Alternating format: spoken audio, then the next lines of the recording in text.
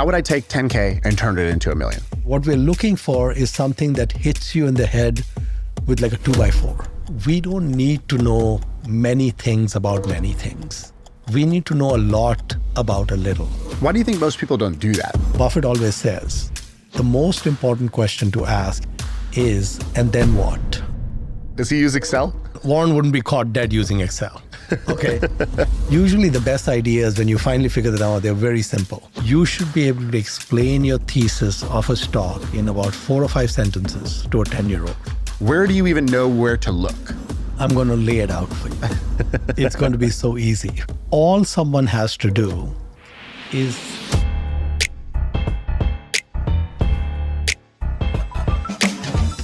Okay, here we go. Manish, welcome back. Round 2. Shaan, it's always a pleasure. So let's play a game. You're my coach. You're my investing coach, let's say. And I have $10,000 and I want to turn it into $1 million, right? Podcast called My First Million. I want to go from 10K to $1 million.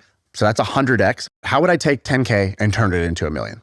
The thing about investing is that opportunities are not going to show up just because you have the cash. So I would make some tweaks to your thinking first about the 10K. So I would say, okay, the 10K is a good starting point. But what I also want you to do separately from that is have a day job. Yeah. Okay.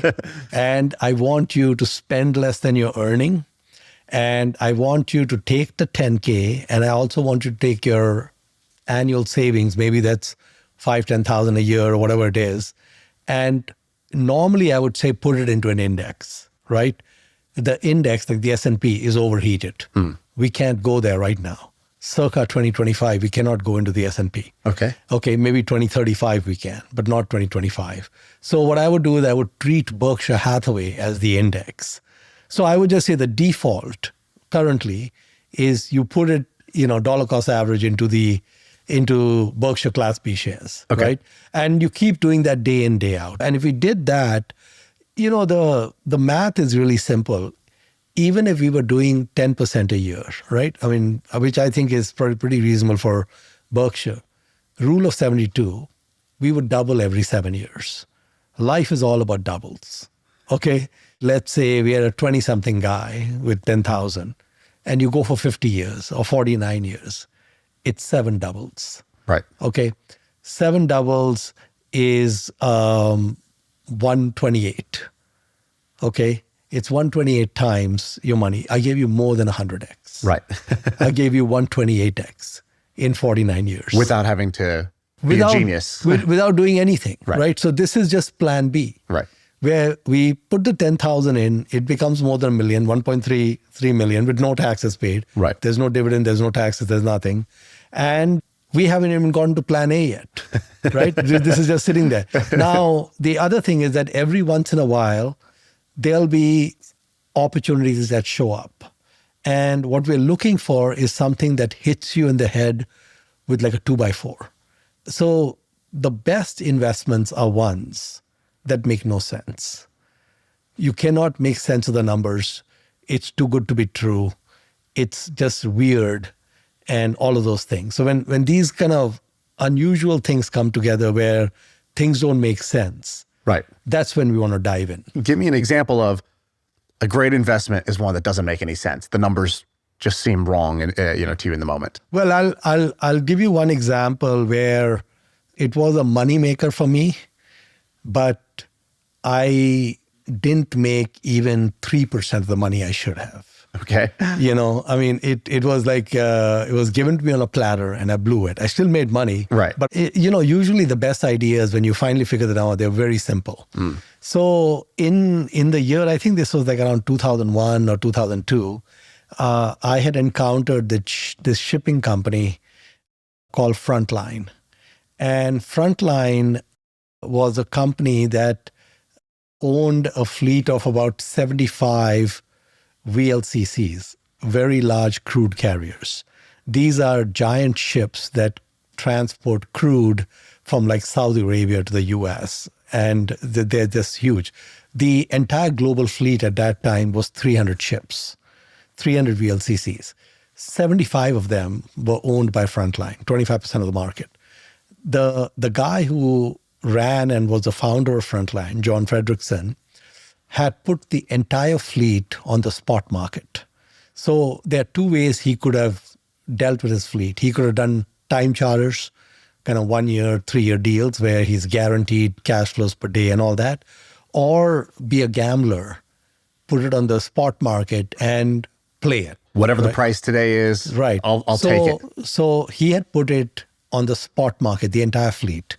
Now, these VLCCs, they have a cost with the cruise and all of that of around $15,000 per day to break even. And at that time, we had like the Iraq war and different things going on. So oil demand fell a lot. And there wasn't enough need for VLCCs. So the shipping rates collapsed to the point they went to 7,000 per day. Okay, so now you have Frontline losing 8,000 per day times 75 ships. Right. Okay, and they're levered. Okay, and so basically the stock got taken out back and shot. Okay. Like a 90% drop. Okay, and most of it was valid because basically, when we are making investments or when the equity markets look at a company, they want to see consistency of cash flows. They reward consistency of cash flows. Here, what we were seeing is consistency of losses. Okay. No one could tell you when these losses will abate. So the dynamics were the stock, I think, was down to like $3 per share. And when I looked at it, I noticed two things. Okay, the first thing I noticed is all their debt was non-recourse. Their debt was tied to individual ships. There was no debt at the parent. Right. So basically, if they defaulted on the debt of a ship, the bank could just take the ship. They couldn't really take the company, could just take that ship. They take a car loan. Right. Right. And the second thing I noticed was that there's a very somewhat liquid market to buy and sell these ships. So even when the rates went to 7,000 per day, the ships had dropped in price by something like maybe a third, 25, 30% drop from where they used to be. Right. So what I realized is that if Frontline got into a crunch where they were having cash problems, they could just sell 3 ships. If they sold 3 ships, paid off the debt, they'd have enough cash left over to keep sustaining operations for 6 to 9 months. They could sell 3 more ships after that. So I felt like there was really no way the company was a candidate for bankruptcy. And there was really no way. And the other thing is I could look at the entire company and say, okay, what if they sold all the ships? If they sold all the ships, paid off all the debt, you would end up with like $9 or $10 a share. You're at $3. Right. Okay, so you'd make 3 times your money if they just liquidated the whole business. So there was the arbitrage between the price of the stock and the net price of the assets in a distress scenario, right? And so I said, okay, we really can't lose money here. So I put 10% of my fund into Frontline, right? Because I just couldn't see a way that we could lose money. After a few months, the rates start improving. The oil demand starts coming back up. The rates go to 15,000. Then they go to 20,000. The stock's at $10. Okay, I sell my shares. Well done, Monish. Okay. Tripled my money. Yeah, in like 8 months or something. Okay. And I said, okay, this was exactly what I thought, right? Rates then go to 300,000 a day. Okay. At 300,000 a day, they're making something like 285,000 a day times 75 ships. Okay. That number is like infinity. Okay. Yeah, I was trying to do the math. Just assume it's infinity. The stock goes up in the next 3 years, 80x. Oh, wow. Okay. Here's stupid Monish, okay, patting himself on the back with the double. And I didn't even get a double. I got like 80% return on my money, and that was that. And so that was an example of where I did first order thinking, but I did not do second order thinking. So the second order thinking was, Buffett always says that the most important question to ask in investing is, and then what? If I had been so smart as to ask the question, and then what? So you see that rates are terrible. You see the scrapping. You see that fleet's going to shrink. So even if oil demand doesn't come back the way it was, it's going to come into balance. Eventually, those losses are going to go away. And then you do the next thing on 10 watt, which is that when oil demand comes back, it takes 3 to 4 years to build one of these things. So when the rates went to 30,000 or 50,000, and all these guys can see this is a great business now. Well, when you go to the Korean shipyards, who are now inundated with orders, they're going to say, go to the back of the queue. I'll give you a ship in 5 years. And by the way, the ship is no longer 70 million. The new price is 120. Right. Okay. Because I got more orders than I can handle. Right. So we had this dynamic, if I had thought about it, that once the demand became tight, you really couldn't increase supply for at least 3 or 4 years. So what's 285,000 times 75 times 1,000 days? Right. That's the minimum number of time when that price is not going to come down. It's only after 3 or 4 years, more ships start getting delivered and you start getting more balance and all of that. But that's an insane amount of cash flow, right? So the thing is that there are always, like, our friend Jim Cramer says, there's always a bull market somewhere. Okay. So basically, if we are plan A, Berkshire Hathaway, plan B, looking for anomalies, right? Every so often, not very often, every so often, you will find something weird. And we've got all the time in the world. We can research something for 3 months. It turns out it's not that great. Let it go. Right. We got Berkshire still cranking. Okay. So if you look at Warren Buffett, in his 2022 letter, he said that in 58 years of running Berkshire, there have been 12 decisions that have moved the needle for Berkshire stock. Now, in 58 years, he made more than 300 or 400 purchase decisions for stocks and businesses. Okay. Out of 300, if I take a conservative number, it's actually more than that, only 12 were exceptional. And he said there was one good idea on average every 5 years. Okay? This is Warren Buffett. Right. With a 4% hit rate. Okay? So basically, great investment ideas are rare. We're not going to run into them every week or every month or every year. So plan A, stick it in the index. Plan B, keep running a Geiger counter over everything, looking at different things. And when something doesn't make sense, drill down. And every so often, you're going to hit a mother lode. Right. And when you find something that's a mother lode, you peel off 10, 15% of what you have in Berkshire, put it into that, let it play out, then put it back into Berkshire. Right. Right. And just you keep doing that. And now your 100x is going to show up in half the time or less. All right, let's take a quick break because I got a little freebie for you. So if you're listening to this episode and you like what Manish is talking about, you might be like me. You're trying to take notes. You're trying to remember these principles that he's talking about because the dude is just a wealth of knowledge when it comes to investing. Well, the fine folks at HubSpot listened to this episode. They took the transcript. They put down the 9 principles that he talks about as well as the examples that he have. And they put it all in a PDF for you. So you don't need to take notes. They did it all for you. You can read that, learn from it. That's a much better way to get more value out of these episodes. It's in the show notes below. Just go download that and enjoy. So you tell me the story about these ships. And when you explain it, I can see it just like you see it. Oh, that's the opportunity. But the thing I don't get is, why are you looking at crude oil ships? How do I get to, how do I even know where to look? And so what is that process for you? Do you pick one industry and look at 100 companies in it? Do you read books on 50 industries? Do you look at what other investors are doing and try to reverse engineer? Where do you even know where to look? I'm going to lay it out for you. It's going to be so easy, but it takes a certain temperament. Okay. So first I want to talk about the temperament. Okay. So if we go back to Warren Buffett, when he was a teenager, he used to go to the racetrack in Omaha.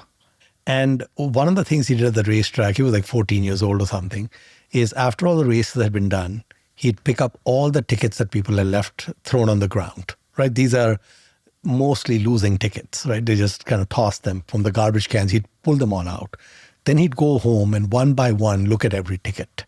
He would find, now sometimes a horse would come in second and the ticket was for win or place. It was actually a winning ticket, but they didn't understand, they were drunk or whatever. Right. So he'd always find a bunch of tickets which were actually in the money, but they had been discarded.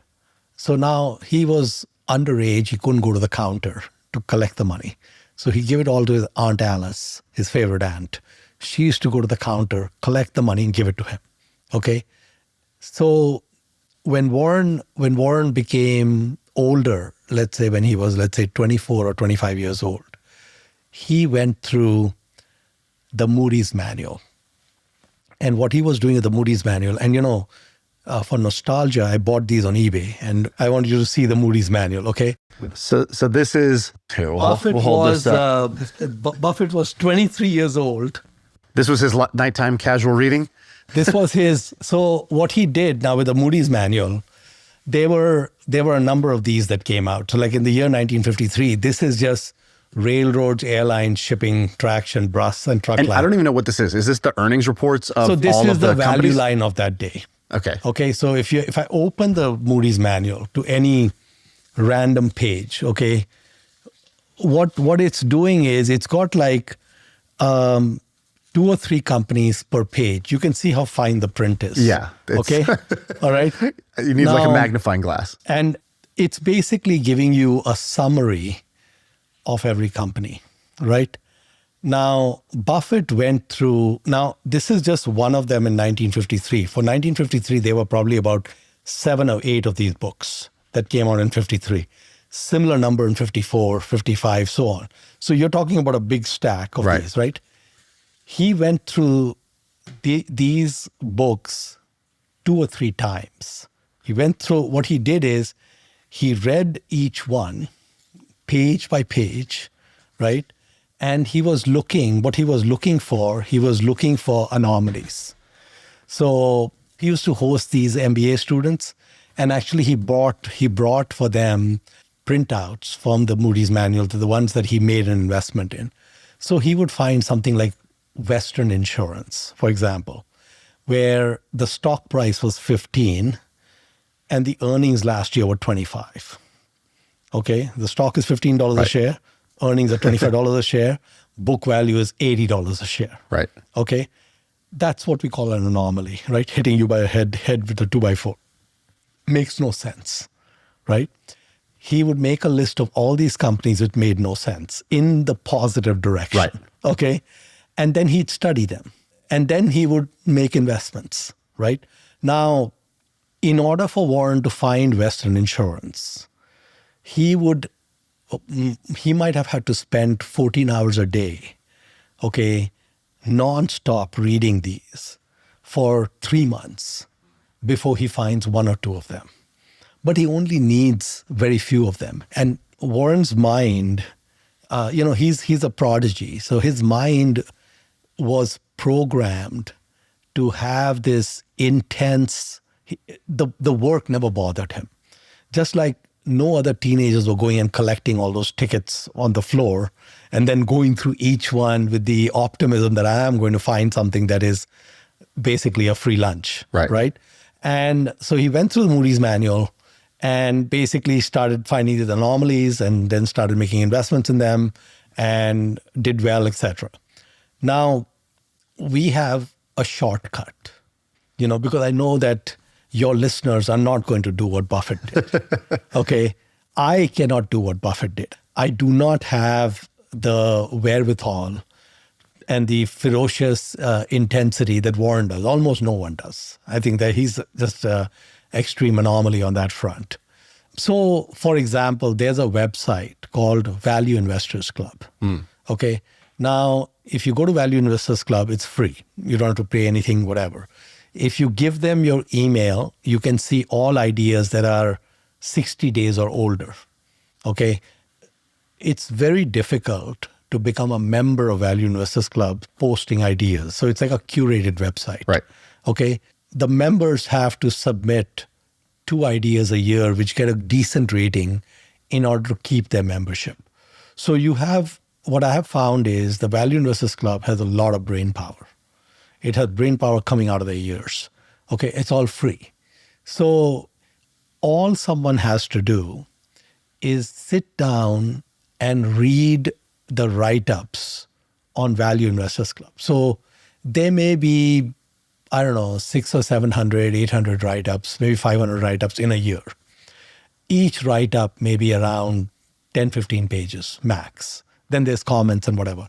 But what I'm saying is that it's much easier than the Moody's manual, right? Because someone is actually digesting the information for you. And you could do one of those a day. You could easily do one. Well, one of those a day is pathetic. I'm saying even you said if there's 300 total, yeah, but I'm just saying less than a year. It would be easy for someone without putting too much work into it to read 4 or 5 ideas a day. Right. I mean, they could have a full-time job and easily do that. That's not a difficult thing to do.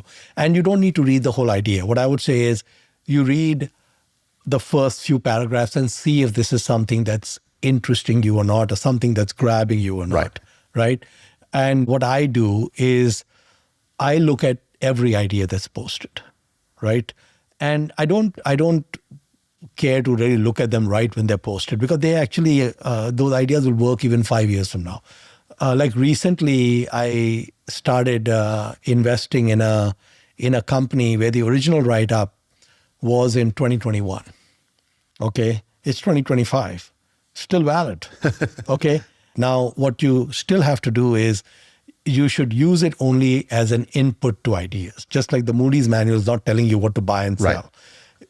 Once you see the idea, you do all your own work, do your research, do everything. Make sure it's something you understand well. Make sure it's within your circle of competence, whether you buy into the idea or not, etc. And Buffett is still doing this. So his Japanese bets. So there's another book called the Japan Company Handbook. Okay. And I'm going to bring the Japan Company Handbook. Okay. All right, here we have it. And I'm excited about this because you hear a lot about Buffett's, See's Candy, Coke, Geico, like those kind of well-known Buffett's best bets. Yeah. But as I understand it, Buffett made some incredible investments in Japan. So just let me explain how no-brainer, the total no-brainer nature of that bet. Right. Okay. So these 5 Japanese trading companies had a 8% dividend yield. Okay, so they were paying a 8% dividend. It was very cheap. The index has not gone anywhere for like 30 years. And Warren actually got a insane return on these. So what he did is he borrowed the entire amount in yen at 0.5% a year. And it was not a small amount. It was like 5 billion. Yeah. He put 5 billion, but he borrowed the 5 billion at 0.5%. The whole thing. In yen, in Japan, right? So now he's bought a Japanese company paying dividends in yen, which he's bought in yen, right? The dividend coverage is 16 times his interest payment. Okay. So he put no equity, right? And he's instantly making 7.5% on 5 billion, which is like, about 350, 400 million out of nothing, right? It's just coming to him. Now what happens is because these companies are so cheap, in about 3 or 4 years, they all doubled in price, right? So now the 5 billion has become 10 billion. Okay, the equity that went in is nothing. So it's infinite return. They all raise the dividend. The dividend based on the original purchase price is about 15%. Okay, so basically, and then after that, what he did is he increased the bet. So he was under 5% of all of them. He's now approaching 10% on all of them. And anyone could have looked at the Japan Company Handbook. Basically, I think it's a matter of how hungry are you? It's the same as any entrepreneur, right? I mean, basically, anyone who starts a business, whatever, they got to go all in. Right. Intense passion, 18 hours a day, all in, very strong belief. It's the same thing here. If you truly are focused on it, you can do very well. I mean, the universe is going to conspire to help you with whatever your passion is. And it's just a matter of whether you want it. By the way, does he use Excel? Well, no, he does not use Excel, for sure. Okay. He uses his computer. Now he uses Google and all that, but he uses his computer mainly to play bridge. I mean, Warren wouldn't be caught dead using Excel. Okay. And well, because the thing is that he's looking for things that hit you in the head with a 2x4, right? So when he's going through a Japan Company handbook or a Moody's manual, there is no Excel needed. What will Excel help you with when the earnings are $25 a share and the stock is $15? You don't need Excel. Right. Okay. When the dividend yield is 8% and you're borrowing at 0.5%, you don't need Excel. Right. Okay. In fact, if you need Excel, it's an automatic pass because it means that there's something complicated there which is not fitting in. Did I need Excel for frontline? No. I didn't need Excel for frontline. I mean, I look up the liquidation price of the ships. I look up where the ships are at. I look at all. I mean, the thing is, all these things are very basic numbers. You don't need Excel for it. Right. You know, recently I was talking to a friend of mine. He's looking at some international stock exchange. Okay, this international stock exchange trades at a trailing PE of like 30. Okay, it's growing at 15-20% a year, very rapid growth, okay? 60% of revenue is profit, okay? And as they grow, that 60% might become 70% because they got operating leverage. So if you just forward 2 or 3 years, the PE becomes less than 10, okay? There is no need for Excel. Right. You can just do it all in your head, okay? It's got $10 of earnings today. It's going to have $12 a year from now, $14, $15 2 years from now, maybe $17 or $18 3 years from now. Stocks at 300. Now when you're at 18, you're already at a 15 multiple, right? You already cut it in half, right. But it's growing. By that time, it should be trading at even more than 30 times earnings. So the stock may be at 600 or 700 by then, right? It's just the math of all of that. So what I'm saying is that if you can't do the math in your head, it's an automatic pass because that means there's something complicated. So another important thing is you should be able to explain your thesis of a stock in about 4 or 5 sentences to a 10-year-old. Okay. And if you can't do that, it's a pass. You can't sit down with a 10-year-old with an Excel spreadsheet. Okay. They're not going to like you and they're not going to be interested. Right. Einstein used to say there's 4 levels of intelligence: smart, intelligent, genius, simple. Okay? The highest level of intellect is simplicity. Right. And the other thing about investing is that you have to have conviction. It's very difficult to have conviction if you keep needing to go back and look at your Excel model. Right. You need it in your head. So Buffett never needs to go anywhere. It's in his head. He knows what the dividend yield is. He knows what he paid. He knows what the yen is. He knows all of that. It's pre-programmed. Right. So we have, don't use Excel. Don't overcomplicate it is really what that means. And the second is leverage. So don't over leverage. And I think the story here that I like is there should be a third bust on this table next to us. Somebody's missing. That was an original partner with them. Yeah. Can you tell that story? I think his name's Rick. So actually, Warren, Charlie, and Rick Gurin used to do deals together, and they were all independent doing their thing, but they used to share ideas, and sometimes they'd go in together. Rick found blue chip stamps for them, and I think he also might have been the guy See's Candy contacted and so on. After the early 70s, we never heard about Rick. He kind of fell off the radar. So when I met Warren for lunch, I asked him just a very innocent question. I said, Warren, what happened to Rick? There used to be 3 of you, right. And then we never heard from him after that. And Warren said that Charlie and I knew that we would get very rich, and we were not in a hurry. And he said Rick was in a hurry. And so Rick was always using some leverage. And then when the 73, 74 downturn came, that was a very intense, that was a crash in slow motion, basically. Okay. Over a 2-year period, the stocks went down more than 40, 50%. It was a big drawdown. And Rick got margin calls. And Warren said that when he got the margin calls, I bought his Berkshire Hathaway for $40 a share. The stock that's now 700,000, right? So Rick was forced to sell it at a time when it was probably the worst time to sell. Right. Right. And so then Warren actually went one step further because he's always trying to add value at these lunches and all that. So he says to me and Guy, he said, if you're even a slightly above average investor and you spend less than you earn and you use no leverage, you cannot help but get rich in a lifetime. Tell me about the difference between risk and uncertainty. Yeah, well, that's an important concept to understand because Wall Street gets confused between the two.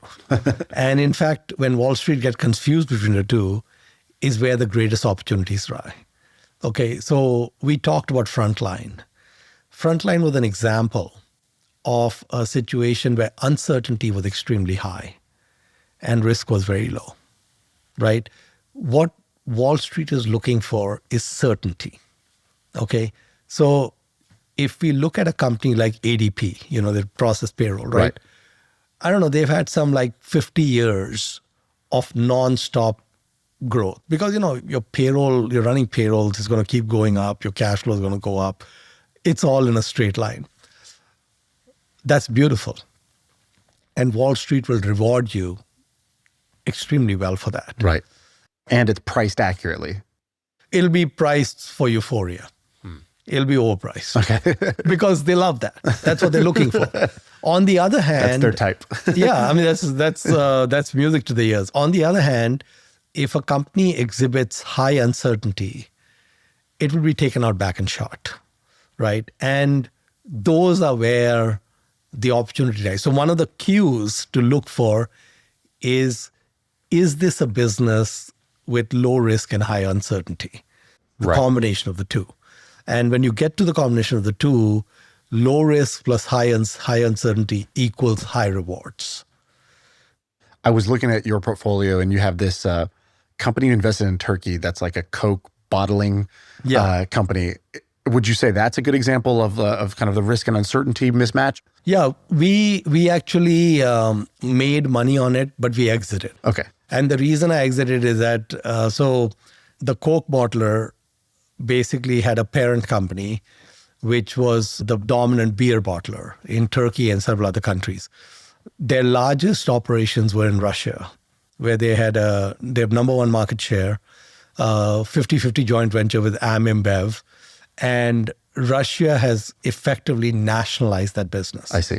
And I think they did it because they were somewhat upset with Erdogan about something, so they went and did that, about his support for Ukraine or something. And when that happened, it went in the too hard pile for us.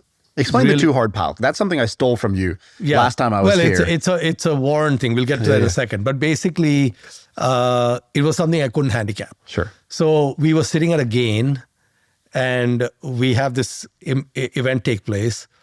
I get my bet back with some added return, and we close it. I said, where do I sign? Right. Right? I can go find something else to play with. But the too hard pile is actually a physical box on Warren's desk.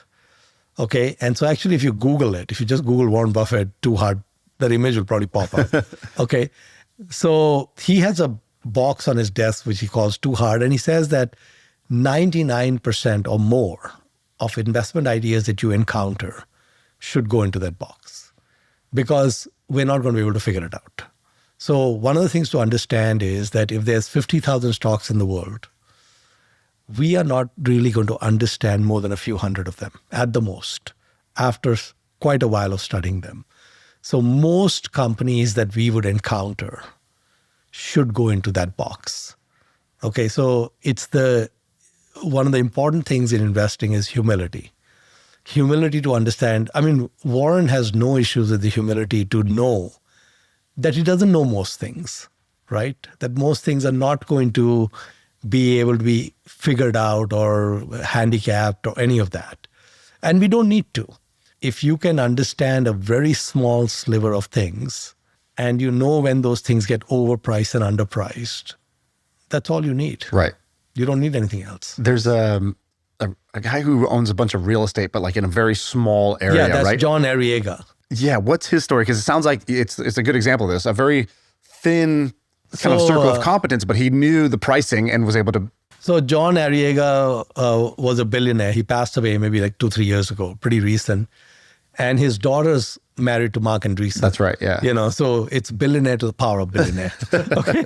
So anyway, John Arriega basically had a very narrow circle of competence. He didn't understand most things, but he only invested in real estate within 2 miles of the Stanford campus. Okay, that's all. Usually just right around the campus.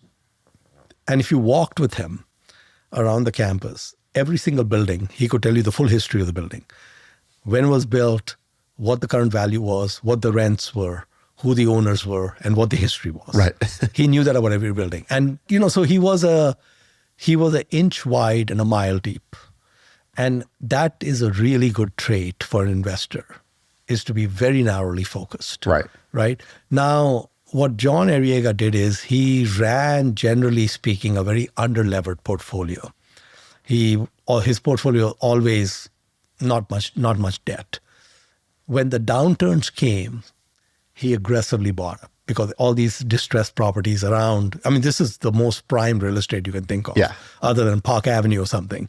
Okay, and so he would just buy these things up when everyone was getting foreclosed and bankrupt, and go to the banks and buy it from them and all of that, and then get them all leased and fair value and all of that, again, take the leverage down. And again, next down cycle, again, the same thing. And he stuck to that. So the thing is, he didn't wander into, let me go to Mountain View and do it. Right. Okay, or let me go to Irvine, California and do it. He didn't do all that. I mean, he's basically, let me invest in tech or something. Yeah. He didn't do any of that. He stuck to real estate. That's all he did. And he did it extremely well. And he died a billionaire. We don't need to know many things about many things. We need to know a lot about a little. That's the important thing. Right. Know a lot about a little, right? So like, for example, if I'm looking at Frontline, I should learn everything I can about shipping. I should learn everything I can about oil shipping, about tankers, about the history, who makes them, and every nuance about them, right? The deeper I go, the better it's going to be for me. Right. Okay, I shouldn't be spending time next week on airplanes. Okay, just leave it alone, like one by one by one. Right. Why do you think most people don't do that? Because when I hear that, I think, there's a blueprint. To just say, I'm going to go deep, and in this 2-mile radius, I need to become super knowledgeable, and I don't need to get distracted by everything else, and I'll hold forever, right? Well, like that's a blueprint. If you think about it, I think it was Nick Sleep who has this quote. He said, the best investors are entrepreneurs who never sold. So if you think about entrepreneurs, that's what they are. They are John Arriega, right? So if I look at Sam Walton is John Arriega. All he did was retail. All he did was visit competitor stores. He never bothered with anything else. So right? Sam Walton, founder of Walmart. Yeah. What do you mean? Tell me more about him. So Sam Walton, he said that there is no human who has ever lived or ever will live who has spent more time in competitor stores than me. Okay. Whenever he'd go on vacation with his family and they were passing a retail store, he said, I'll be back in 20 minutes. And he'd go. And what is he doing in there? What did he do? So I'll give you an example. One time he went into the store and this manager says to him, that was such a badly run operation. And Sam says to him, yes, but did you see the candle display? Did you see how fantastic that candle display was? So his perspective was, I can learn from losers. Okay, I want to learn the spark that's there in something that's a total loser, right? So he was going in. Now, one time in Brazil, in this retail store, they find this older guy flat on the ground. They call the paramedics. It turns out it's Sam Walton. And what he was doing is he was measuring the space between the aisles, and he didn't have a tape measure. With his body. So he laid down. And the space between the aisles is a very important data point for a retailer, because you're going to either waste square footage or be too narrow and the people want to enjoy the experience. So you have to get that right?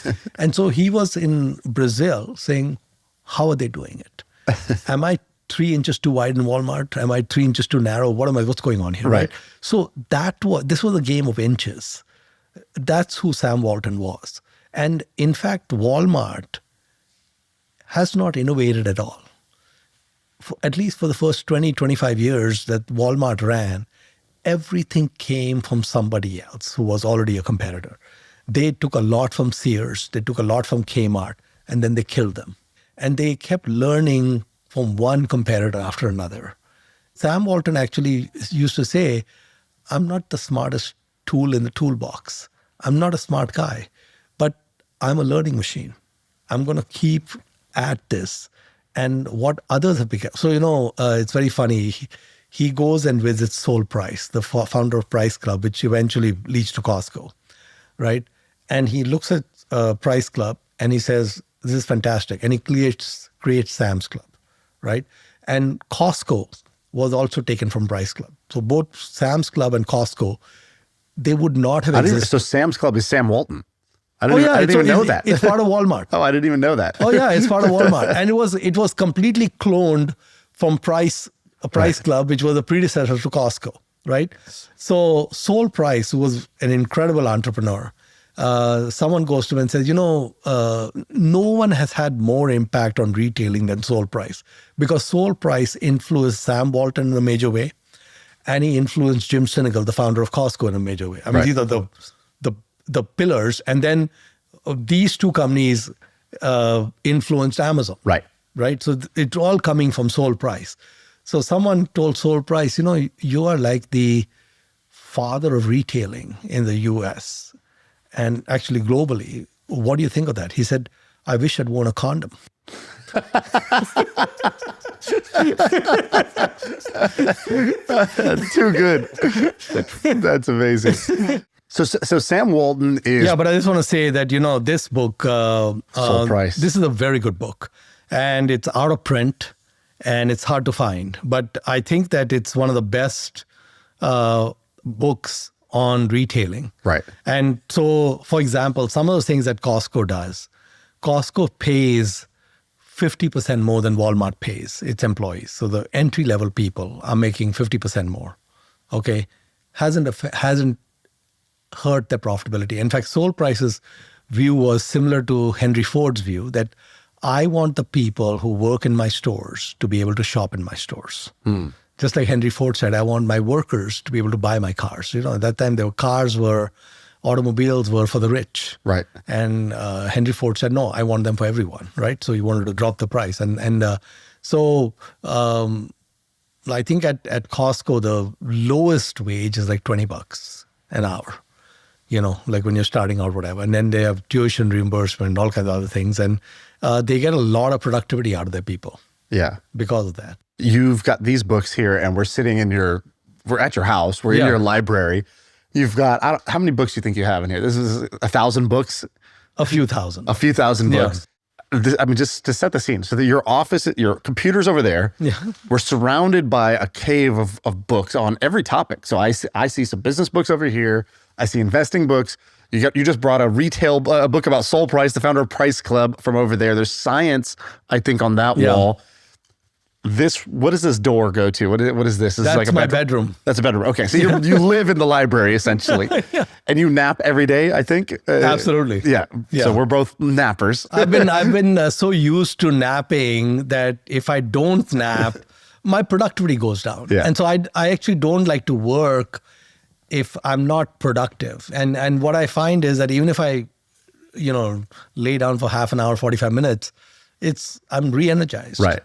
And I think for the work I do, I need to be all in. Yeah. So I actually can't do this work if I'm tired, Yeah, there's this athlete, Conor McGregor, and they asked him about his training schedule. And he said, one of the big mistakes I made is that I was always trying to train all the time. I wanted to come to the gym 3 times, 4 times a day. I thought that's how you win. And his coach was basically, you're like a light that's always just dimly flickering because you never turn off, and therefore you can never turn on and be as bright and as effective as you could be. Yeah. And this flickering dim light, it's not doing you any justice. And so I've used that in my own model of like, where's my light right now? And if I need to just shut it down briefly, 30 minutes, an hour, whatever it is, to come back full brightness, that's the move. Jeff Bezos, he said, all decisions, important decisions, in the morning. And he's very particular. He needs a solid 8 hours at night. Right. And he leaves work at a normal time. Right. But he says that they don't do these important decisions in the afternoon. Right. It's the first thing in the morning because he wants the highest energy levels. And in fact, what I also try, I find my best work is in the morning. I'm curious about your style because I came over to your house once and you were very calm. You weren't like, it didn't seem like you were on the clock. You're moving from one meeting to the next. There was not a big bustling team of analysts and junior people. And it didn't seem, you seem like you keep a pretty clear calendar. Is that intentional? Do you think is that just what you like or is that effective? Well, in the business I'm in, if I can find a couple of things to buy in a year, in the case of Buffett, one thing to buy every 5 years, right? I'm doing well. And so this is not a situation where having some packed schedule or whatever. I think the thing is that this is a case where you're taking in a lot of information, but there's not much action, right? And so you're basically trying to improve your mental models. You're trying to understand more about the businesses that you already own. And I'm going through Value Investors Club and Sum Zero and that sort of thing, and just looking at what else is there. Right. And sometimes I find a amazing idea or whatever, and then there's a deep dive. Right. And then that might take a while. I was reading something interesting. So in our first episode, we talked about how you got started. You were actually an entrepreneur first, and then basically, you said this great thing. You go, I realized that as an entrepreneur, maybe 3 to 5% of my brain power was on strategic decisions, really clear thinking, coming up with the right answer. And then 95% of my time was blocking and tackling. And you're like, as an investor, it's great because that 3% becomes 95%. It's just about clear thinking and making the right strategic move and not, I don't have to busy myself. But one thing I thought was cool was I read that you took some personality test or you got some analysis done on you that basically helped you, they sort of told you your temperament is for single player games. What is this? I didn't understand what you did. Yeah, so this was kind of accidental that happened. And I think it turned out to be one of those great things that happened in my life is that in 1999, actually, I was at a crossroads where it was very clear to me that the business that I had built, my IT business, I had lost interest in it. And I had become a lot more interested in investing. And it was a difficult time because I had 170 people in the company who thought I'm motivated and I can't fake it, And so very accidentally, I was with these two industrial psychologists and they basically did a 360 on me. So they had me take a bunch of tests. They talked to my direct reports. They talked to my friends, family, spouse, so on. And they built a kind of 360 view of who I was. And then they gave me what I call my owner's manual. And I think everyone should have their owner's manual. Like it comes with an appliance you bought. Yeah, I mean, it's we show up, we don't have an owner's manual. And each one of us is programmed differently. So what they said is, look, the way a human is, his traits, likes, dislikes, and what passions they are, that is hard-coded at the age of 5. And that is not going to change from the age of 5 to the age of 95. Okay? You might try to, so you cannot change traits. You can try to change behaviors, but you cannot change traits. The traits are between your genetics in the first 5 years of life, hard-coded. Now, the problem most humans have, which I had, is we don't know what those traits are. What most of us try to do is we do what they call mirroring. We look at what the world considers acceptable and we adapt our behaviors so that we kind of fit in. But that can be a big disservice. Okay, so basically what they were able to tell me is they said, look, you are a person. They said when we look at the company you're running and we look at who you are, we don't even know how you can go to work. How you're functioning. Yeah, we don't know. And actually, I was in pain. Oh. I was in a lot of pain. And the thing was that I loved that business when it was just me. And I loved the business as it was growing until we got to the first 10, 15 people. And then as it started growing beyond that, my life became, and my job description became HR. I'm just herding cats. I'm not a cat herder. Okay, that's not who I am. Okay, so what they said is that that business that you have, you need to get rid of it in some way as soon as you can. And I was just thinking at that time, this was in March or April of 1999, I was just thinking of starting Pabrai Funds, right?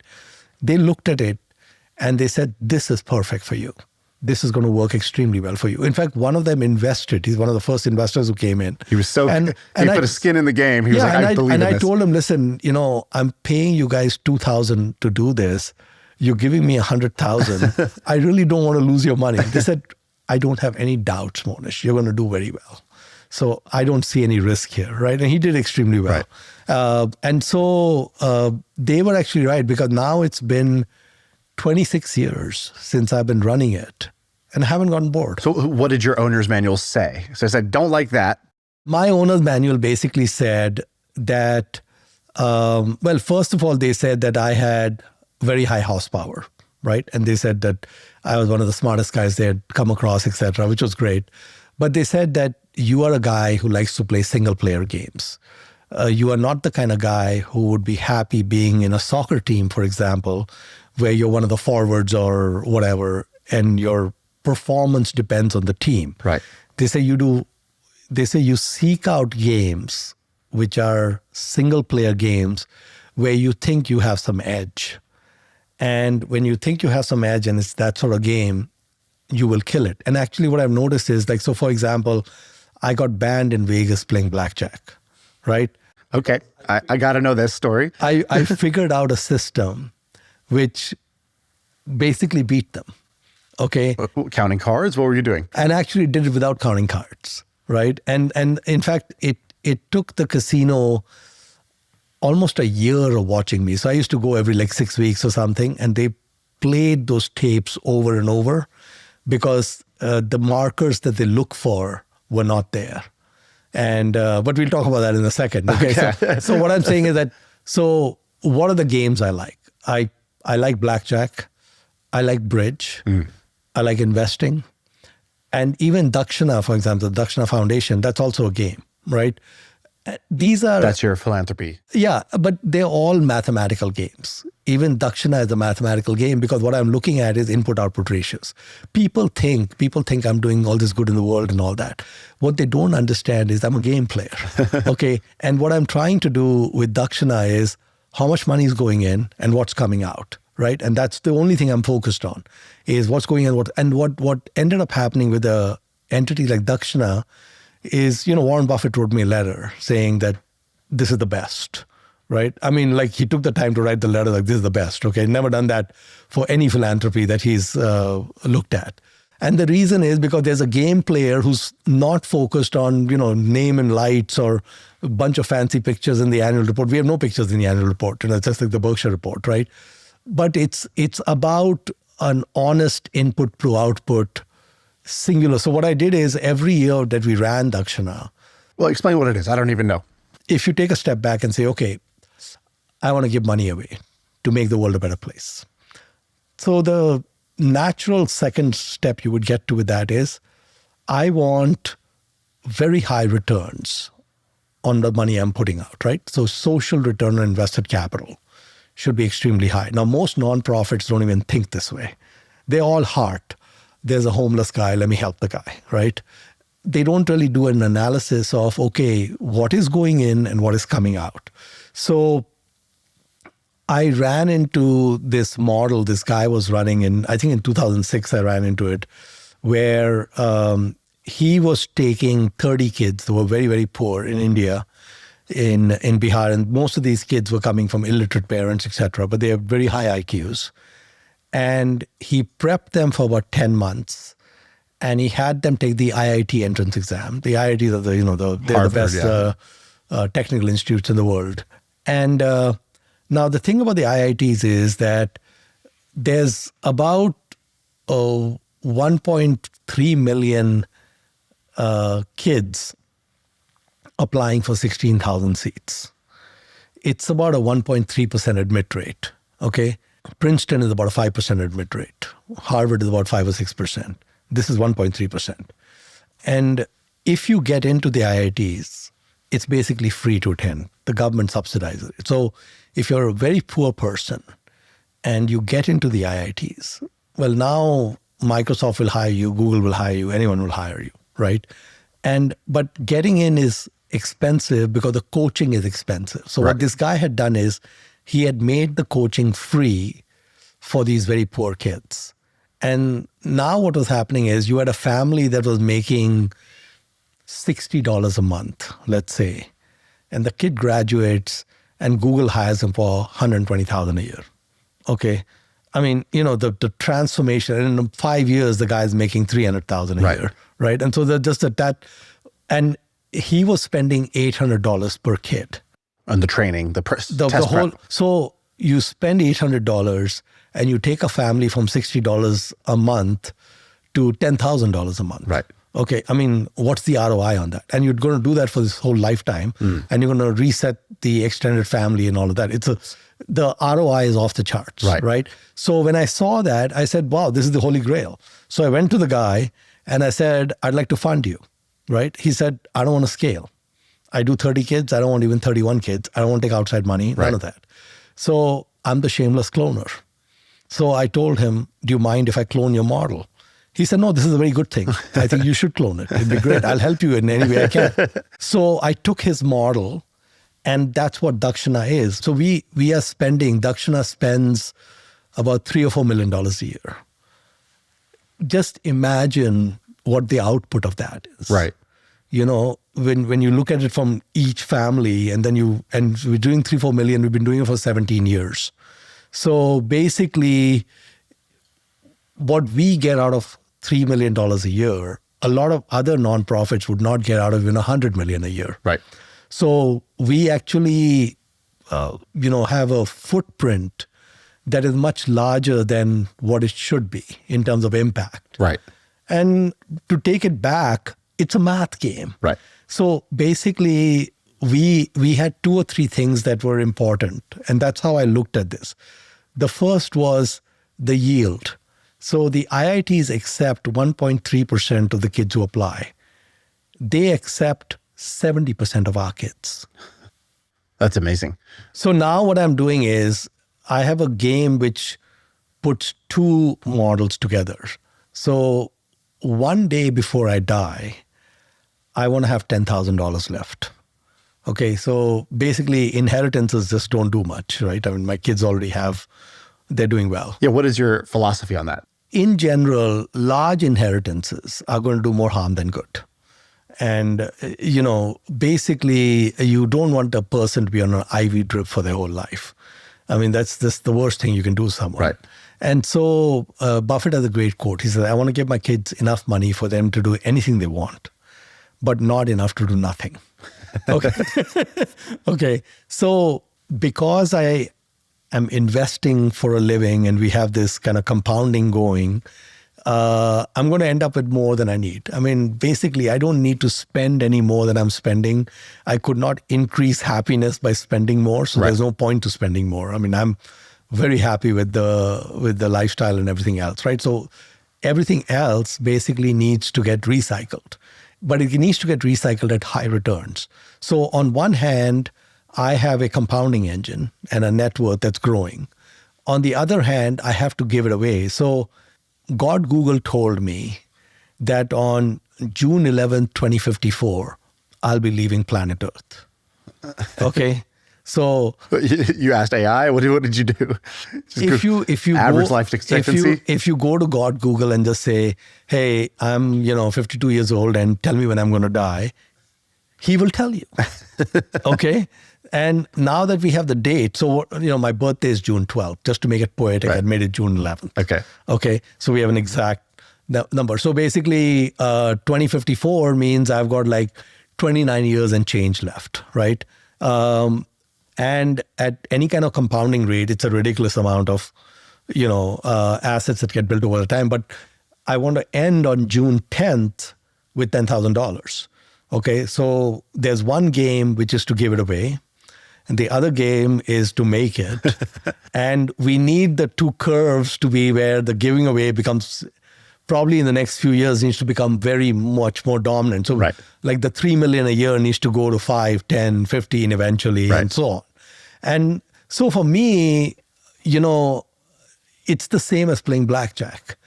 It's just a math game. These are both math games, right? And yeah, there are a lot of families getting helped, and my investors are happy, and so then that's fine. Okay, so what was your blackjack system? I'm skeptical.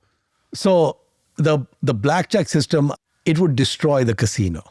They would have to either change the game or something. But basically, I'll give you some pointers of kind of what's going on here. There's a publication called BJ21, bj21.com. Okay, if you go to bj21.com and you give them $100, they're going to give you a PDF.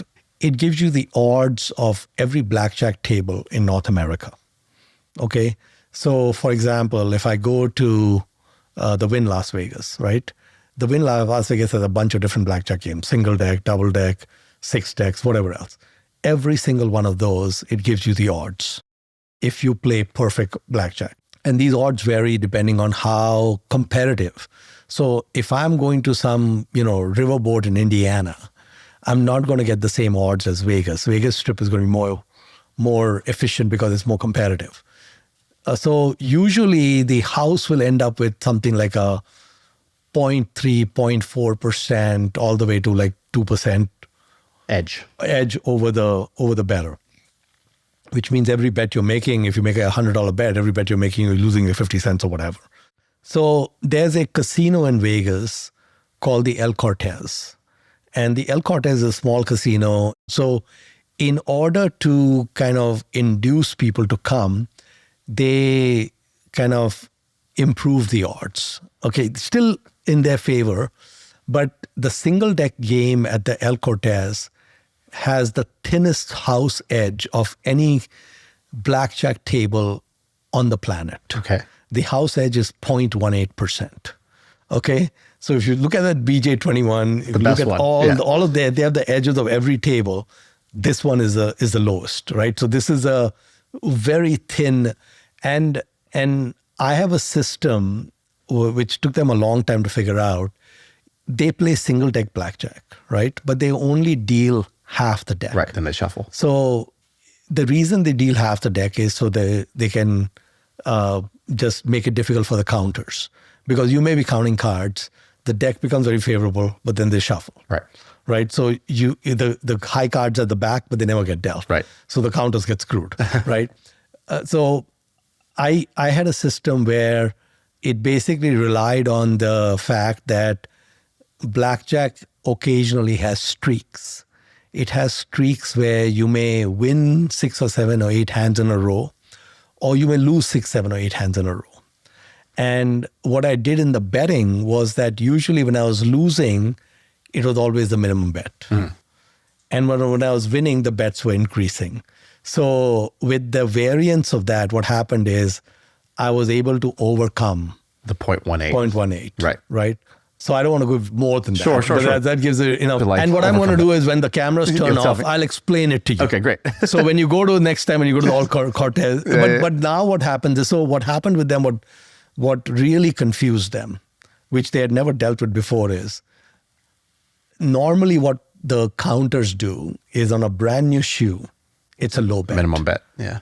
In my case, there was a brand new shoe, there's a high bet. So they said, we just shuffled. Right. The whole deck is there. There's no odds edge he has on that deck because the entire deck is there. Right. He has a high bet. Did they ever figure it out, or did they just... figure it out? Okay. It took them... So what happened is I'm playing blackjack. The general manager, who was very friendly to me, comes and sits down next to me and tells the dealer, stop dealing. Okay? So she's in the middle of a hand. She just continued dealing. He screams at her, stop dealing now. You should never heard that before. Okay, like literally middle of the day. She said, shuffle. Right. We're done. We're not dealing anymore. Then he tells me that, Mr. Pabrai, I like you. Okay, I read your book. I watched your videos. And you have a system that we cannot beat. Right. So I said, I told him, I said, you know, I'm not counting cards. He said, that's what threw us off. He said, we know you're not counting cards and we know you'll beat us. And so you can come to this casino anytime you want, but you cannot sit down at a blackjack table. Then I'm thinking, why would I come here? Okay, why would I come to the El Cortez if I'm not going to play blackjack? And so that was, but whenever I go someplace to talk or something and, they're introducing me, I always tell them, listen, just say that I have a lifetime ban in Vegas. Yeah, I mean, street cred through the roof. I really don't care about everything else on my CV. That's really irrelevant. Yeah. And that's what's relevant. It's just like if you get into Harvard, wow, that's impressive. Yeah. You're a Harvard dropout. That's the higher status signal. And so you're good at blackjack, made money in blackjack. I was banned from a casino. That is the highest status. Yeah. So I took them for like about 150,000 or something. And this was a very low table limit. Right. The table limit was only 2,000. But at 2,000, I took them. So they said, okay, we're done. I love it. You've run into all these characters. So we've talked about Warren, we've talked about Charlie, but I want to know about some of the other characters. Your stories are amazing. I could listen to your stories all day. So, Michael Burry. One of my favorite movies is The Big Short, and Michael Burry is this kind of mysterious character. Did you ever meet Michael Burry? What you're going to end up when we finish this conversation is you're going to know that my middle name is Forrest Gump. Okay? That's really where we're going to end up. So, I always tell people that God loves me. He loves me more than other people. And I'll explain why, right? In 2008, okay, so the financial crisis is not yet happened. It's like March or April of 2008, right? So things are getting topsy-turvy, right? And I was visiting San Jose for something. I was going to San Jose. And I knew Michael Burry had an office in San Jose. And I didn't know him, but I sent him an email saying, Mr. Burry, I like you, admire you, etc., and would love to visit you. So he was kind of well known. He was not very well known, but he was like posting on Value Investors Club and things like that. He was there a little bit, and I liked the way he thought, And he said, "Oh yeah, stop by." Okay, so I go to his office in San Jose, and there's a few kind of analysts sitting outside. It's a very kind of seems like a very depressing place, okay? Like it's kind of a little dark, and there's a few analysts there. And then I go into the office, and there's huge piles of paper everywhere. And he immediately launches into CDSs, okay? And he says, look, Monish, I want to tell you something about something that's going to make you extremely wealthy, okay? And he then downloads to me at 1 million miles an hour. I've never heard of a CDS, okay? And he's talking about housing crash and the coming implosion and all this stuff, and housing's never crashed, okay, in the US, none of that. And 80%, 90% of what he said went straight over my head, okay? Like he just gave me a full core dump in half an hour. My subhuman intelligence couldn't handle it. Okay, I couldn't. And, so I come out of the meeting, my head is spinning, and I say, okay, well, that was interesting. Okay. And then, of course, he rides off into the sunset, right? And then the movie comes out, right? And then he's exactly like they show in the movie, right? That's how he is, right? And so I felt like, okay, God, who loves me so much, takes me to the epicenter of what would have been the best place to be. Right. The best teacher to have. And the idiot Monish blew it. Okay. But that's the way it is, That's, where does that rank in terms of sort of the best calls or foresight in terms of that you've seen in your career? I think this has happened to me a lot. In the sense that, like I said, we put 98, 99% or too hard pile, right? Even now, I think it was right of me to not do anything with it because I couldn't understand it. Right. Even after the financial crisis, it took me a while to understand the CDSs. Right. And all these tranches and how they were doing all this stuff and all that. That took me a while to really get my arms around it. And even after knowing all that, I would have been skeptical about making that bet. So hats off to him. Right. I mean, he figured it out. A few people figured it out, but it was a very small number of people who figured it out. Right. You know. Tell me about the greatest investor from India. Who is the greatest investor from India? Well, the greatest investor from India would be Rakesh Jhunjhunwala. I never met Rakesh. I mean, I know his friends quite well. Guy actually met him. Guy actually went to his office and met him. Wonderful guy, died relatively young, a few years back. But Rakesh was a very interesting kind of split brain in the sense that he'd have like 3 or 4 Bloomberg screens in front of him, and he had all these charts and everything going on, rapid fire trading going on. But on the other hand, he had these 2 or 3 stocks that he never touched. So he had, I mean, I don't know anyone like that and he was great at both, but the ones that he never touched, I mean, they just went through the roof. Like there's a company in India called Titan Industries. And Titan Industries does branded jewelry. Branded jewelry basically didn't exist in India. You know, it was all mom and pop. Yeah. And there was a trust deficit, right? So you go to a jeweler in India, and in India they have like 22 karat gold, right?